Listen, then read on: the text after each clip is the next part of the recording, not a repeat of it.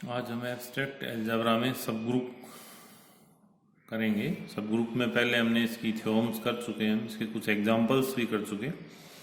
अब इस पे नेक्स्ट है ग्रुप के एक ग्रुप के सापेक्ष सर्वांग समता संबंध, कॉन्ग्रुएंस मॉडुलो रिलेशन। ये कहता है कि माना एच जी का एक उपग्रुप है, ए और बी जी के दो के लिए ए बी के मॉडुलो एच सर्वांग समता कहलाता है यदि और केवल यदि ए बी इनवर्स एच में हो। इसको निम्न संकेत से भी प्रकट कर सकते हैं, ए सर्वांग सम B mod H if and only if A B inverse belongs to H. A B हमने दोनों अवयव लिए हैं जी के, ये कहता है कि ए बी इनवर्स एच में होना चाहिए। तो इसकी भी दो चीज़ें होंगी।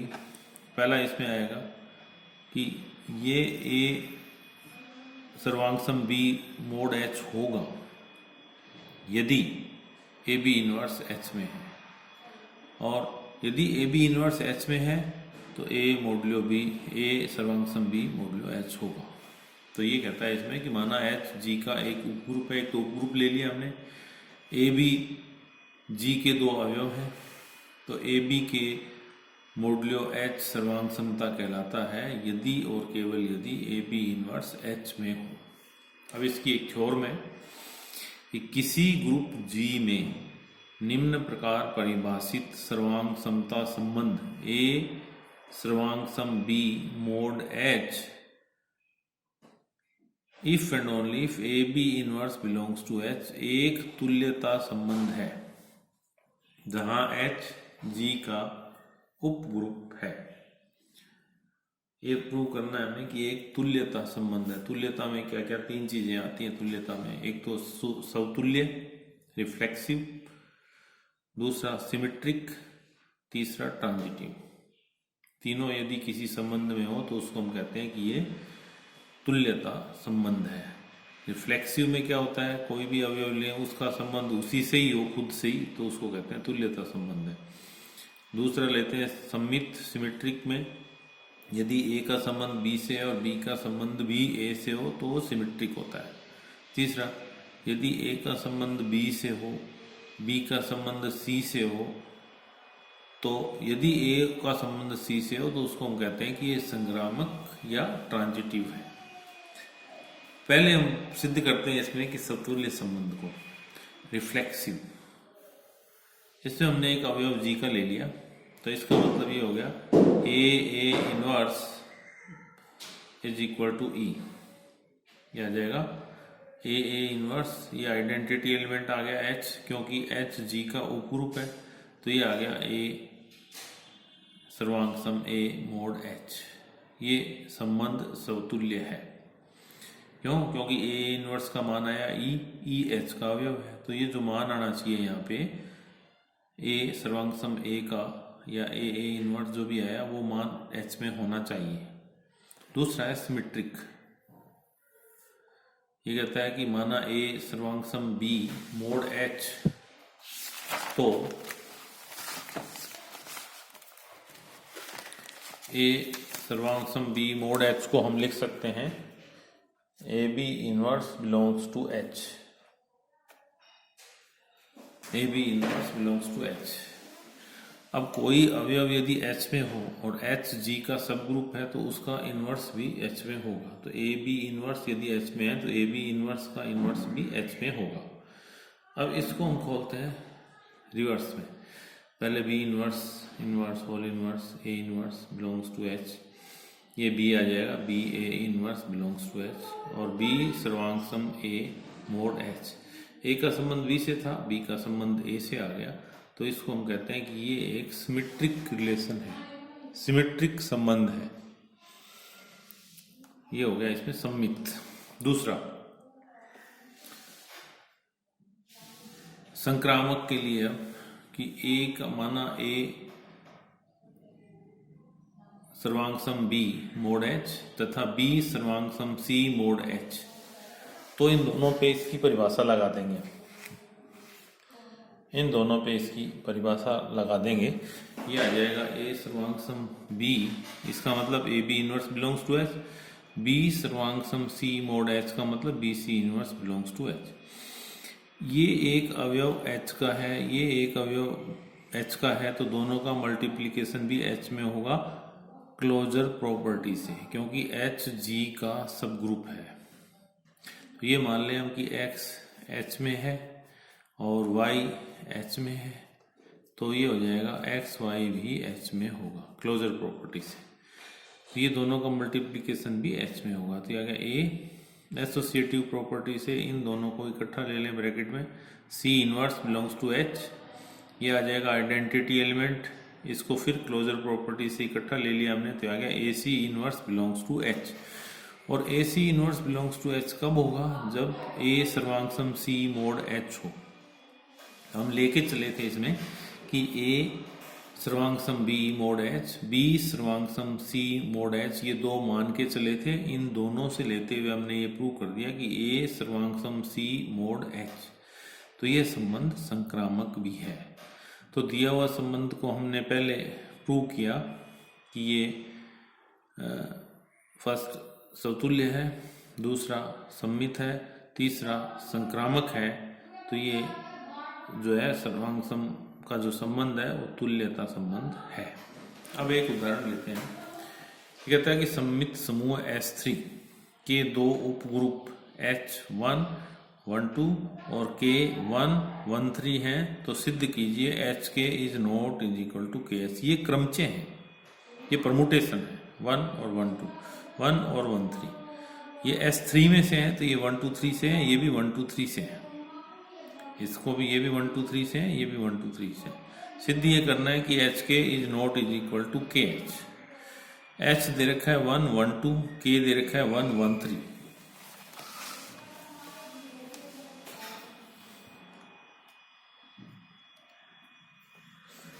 दिए हुए क्रम से गुणन की संक्रिया के अंतर्गत S3 के दो उप समूह हैं या उप ग्रुप हैं। तो हमने HK को लिखा, तो HK क्या हो जाएगा? H दे रखा है 1 1 2, K दे रखा है 1 1 3। पहले H की निकालेंगे तो इसका इससे मल्टीप्लिकेशन, इसका इससे मल्टीप्लिकेशन, फिर इसका इससे मल्टीप्लिकेशन, इसका इससे मल्टीप्लिकेशन।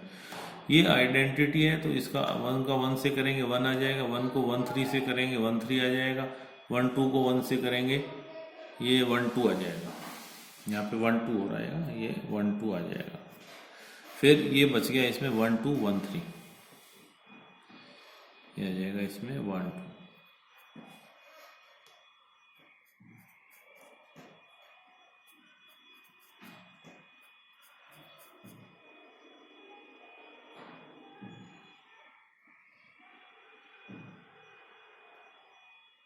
फिर अब इसको 1 2 को हम खोलते हैं, तो ये S3 से है, तो 1 2 3, एक की इमेज 2, 2 की इमेज 1, 3 की इमेज 3 ही रहेगी। फिर 1 2 3, 1 की इमेज 3, 3 की इमेज 1, 2 की इमेज 2। इन दोनों को मल्टीप्लाई करेंगे। जब इन दोनों को मल्टीप्लाई करते हैं तो इसको एज इट इज यहाँ लिख देते हैं। फिर देखते हैं कि 3 की इमेज इसमें कितनी है? 3, 2 की इमेज 1 और 1 की इमेज 2। तो फिर ये और ये दोनों ले लेते हैं, ये आ जाएगा 1 2 3 3 1 2। तो 1 की इमेज 3, 3 की इमेज 2, 2 की इमेज 1। तो ये आ गया HK की value, HK is equal to this one. फिर निकालते हैं KH। जब KH करेंगे तो पहले ये लेंगे 1 1 1 2 और फिर 1 3 1 और फिर 1 3 1 2। तो ये आ जाएगा 1, इसका मल्टीप्लिकेशन 1 2, इसका मल्टीप्लिकेशन 1 3। इसको फिर दोबारा से खोले हम 1 2 3 को, तो आ गया 1 2 3, 1 की इमेज 3, 3 की इमेज 1, 2 की इमेज 2, ये 1 2 1 2 3, इसमें आ जाएगा 1 की इमेज 2, 2 की इमेज 1, 3 की इमेज 3। इसको एज इट इज यहाँ लिख देते हैं। ये आ गया 2 की इमेज 2, 1 की इमेज 3, 3 की इमेज 1। ये और ये से एक नया क्रमचय बना लेते हैं 1 2 3 2 3 1। तो ये आ गया 1 2 3। अब H, ये आ गया KH। 1 ठीक है, इसमें 1 2 ठीक है, 1 3 ठीक है, लेकिन ये 1 3 2 है, ये 1 2 3 है, इसलिए HK is not is equal to KH, ये इसके बराबर नहीं है। नेक्स्ट एग्जांपल,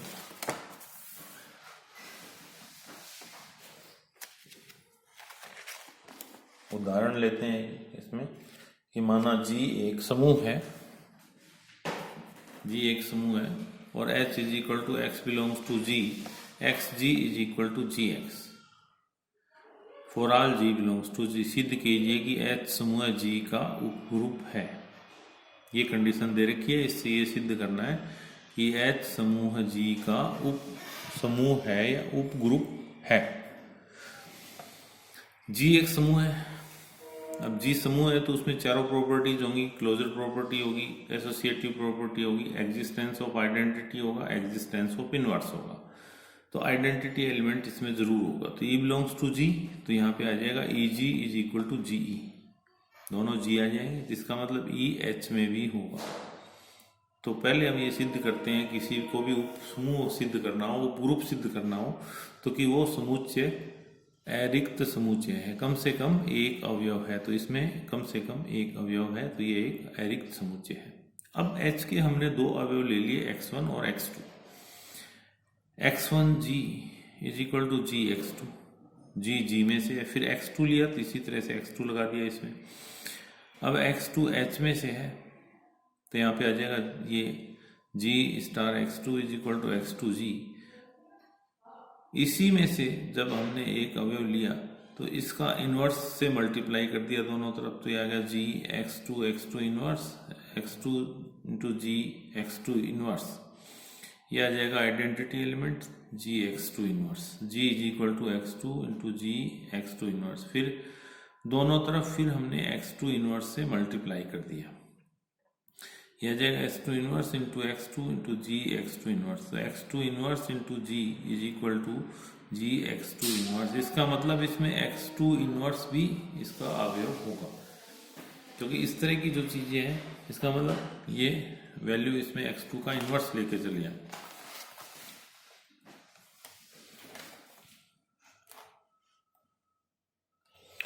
ये आ जाएगा इसमें X1 into X2 inverse into G is equal to X1 से मल्टीप्लाई कर दिया दोनों तरफ, तो ये आ गया X1 into X2 inverse into G is equal to G into X1 into X2 inverse. साथ ही X1 G का अवयव है, X2 G का अवयव है, तो X1 into X2 inverse G का अवयव होगा, क्योंकि जब ये G का है तो इससे आ जाएगा X2 इनवर्स भी G में होगा, G एक ग्रुप है।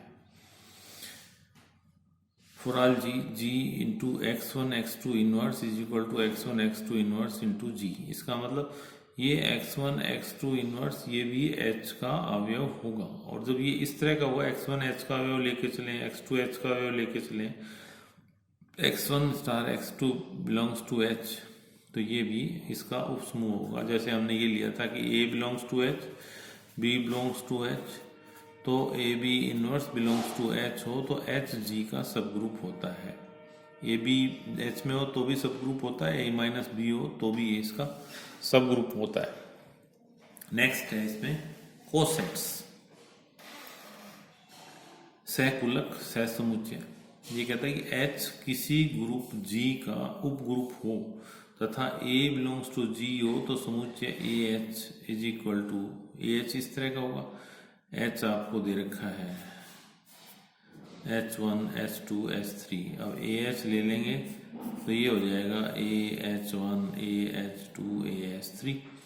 तो इसको हम कहते हैं कि AH is equal to AH, H belongs to H। G में H का वाम सहसमुच्चय या लेफ्ट कोसेट कहलाता है। जब A को लेफ्ट में लगा दें तो ये लेफ्ट हो जाएगा, A को राइट में लगा दें तो ये राइट कोसेट हो जाएगा। इसी प्रकार से हो जाएगा HA is equal to HA, H belongs to H।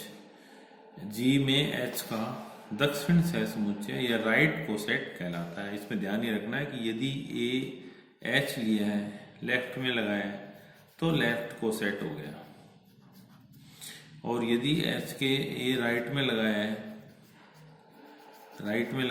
तो ये राइट कोसेट हो गया। नेक्स्ट टाइम हम इसके थ्योरम्स और इसकी एग्जांपल्स करेंगे।